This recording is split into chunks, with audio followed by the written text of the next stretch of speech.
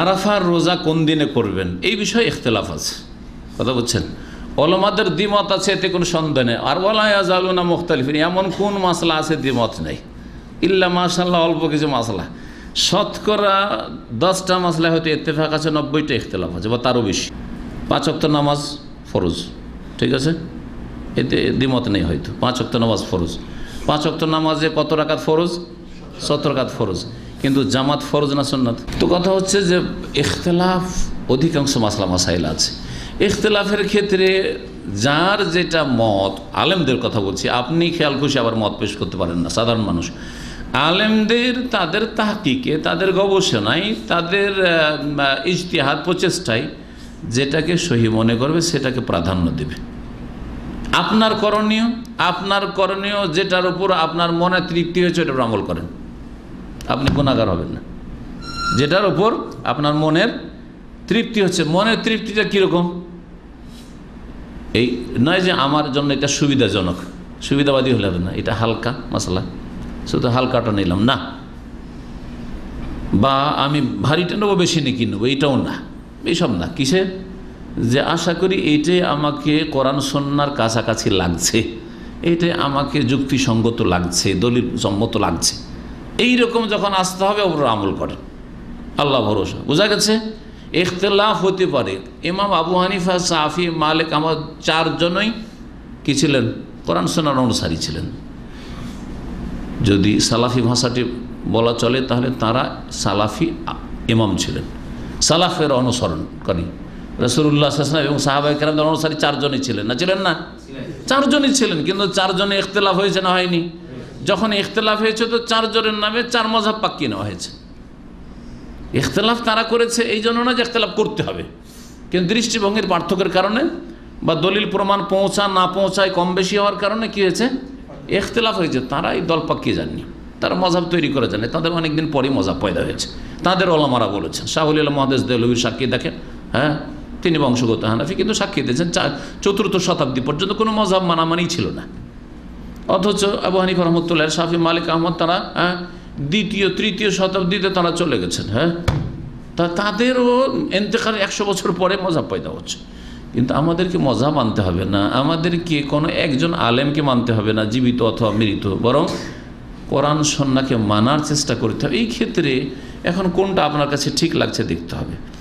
আমি ব্যক্তিগত ইখতিলাফ আছে। একদল কি বলছেন যে যেহেতু হাদিস আছে সিয়াম ও ইয়মে আরাফা, আরাফার দিনের সিয়াম, তো আরাফার দিন কোনটাকে বলবেন? আরাফার দিন মানে কি 9 তারিখ? এখন এটা প্রশ্ন না, আরাফার দিন মানে যেদিন আরাফাতে হাজী সাহেবরা যান। একদল বুঝেছেন যে আরাফার দিন আরাফায় হাজী সাহেবরা আছেন। যারা এইভাবে বুঝেছেন তারা বলছেন আরাফার রোজা মানে আরাফার দিন হাজী সাহেবরা আছেন, ওই দিনের রোজা। সে আমি আরাফা, কারণ হাদিস আছে, চেষ্টা হাদিস আমল করা, ঠিক না? আর একদল যারা বলছেন না 9 তারিখের রোজা, 9 তারিখের রোজা, তারা বলছেন যে 9 তারিখের এই জন্য রোজা যে সিয়ামে ওমে আরাফা, আরাফার দিনে রোজা। আরাফা কোন দিনে হয়? 9 তারিখ হয়। তো ওইখান থেকে আরাফা শব্দটা না নিয়ে তারা বলছে যে আমরা 9 তারিখে রোজা রাখবো। আরাফা তার 8 তারিখ হয় না, আরাফা কয় তারিখে হয়? 9 তারিখ হয়। আমাদের হয়তো আরাফা হইল, আরাফার দিন সেটা হলো, মানে হাজিদের আরাফার অন্য দিন আমাদের 9 হইল, কিন্তু আরাফার দিনের সিয়ামে ইয়মে আরাফা, ইয়মে আরাফাকে তারা ইয়মুত তিসা ধরেছে। এই ইজতিহাদের কারণে তারাও চেষ্টা করেছে যে আমাদেরটাই ঠিক, তাদের দৃষ্টিভঙ্গি সেটা। সুতরাং তারা বলছে যে 9 তারিখের রোজা আমরা রাখবো। আমাদের দেশের 9 তারিখ ওটা হচ্ছে আমাদের আরাফার দিন। আরাফার দিন হাজী সাহেবের আরাফা আছে, ওইটা আরাফার দিন, আমাদের না, ওদের হাজিদের ওইটা আরাফার দিন, বা মক্কার লোকের আরাফার দিন, সৌদি আরবের লোকের আরাফার দিন, কিন্তু ভারতের, বাংলাদেশের লোকের আরাফার দিন। এবার বুঝতে পেরেছেন দৃষ্টিভঙ্গিটা? একটি হাদিস থেকে তাহলে 2 দলই দলিল নিতে পারে। সিয়ামে আমি আরাফা মানে আরাফার দিনের রোজা। যারা বলছে আরাফার দিনের রোজা, হাজী সাহেবের আরাফায় থাকছে ওই দিনের রোজা, এটাকে আমি নিজে পছন্দ করি ব্যক্তিগত। আর এক দল বলছে যে আরাফার দিনের রোজা মানে হচ্ছে আরাফার দিন তো 9 তারিখে হয়, সুতরাং 9 তারিখের রোজা। হাজিরা থাকলো না কোন দিনে ওইটা আমাদের দেখার বিষয় না। সুতরাং একই হাদিস থেকে দলিল পেশ করে তারা বলছে আমরা 9 তারিখে রোজা রাখবো। এবার বুঝেছেন? আমি ওর সাথে সাথে বলি ঝগড়া মেটাবার জন্য, হ্যাঁ, এটাকে বলা হয় যে আমরা যতটা পারি খুরুজা মিনাল খেলাফ, আরবিতে বলা হয় দ্বিমত থেকে মুক্ত হওয়ার চেষ্টা করব। মানে আপনি ওইখানে বসে আছেন, তাই না, আর আমি এইখানে বসে আছি, দুইজনে এত দূরাদূরি বসে থাকলে একটু বেশি দূরে থাকলাম, আপনি একটু আগে আসার চেষ্টা করেন, আমি একটু আগিয়ে গেলাম, বোঝা গেছে? যদি আমাকে পুরো এগিয়ে যেতে হয় সেটাও হয়তো সম্ভব না, আর আপনিও যদি একটু আগে পুরোটা এগিয়ে আসেন তো আপনার জন্য হয়তো অনেক সময় সম্ভব না, ঠিক না? তো মাঝামাঝি আসার চেষ্টা করা, এটা হচ্ছে খরুজা মিনাল খেলাফ, ইখতিলাফ থেকে বেরিয়ে আসার চেষ্টা করা। সেটা হচ্ছে যে আরাফার দিন হাজী সাহেবের আরাফায় থাকছেন, ওই দিনটা রোজা রাখেন, কারণ ওই দিনটা ফজিলতের দিন। আর এখানে হিকমত আছে, হাজী সাহেবরা এই ফজিলতের দিনে আরাফাতে কত নেকি নিয়ে যাচ্ছে।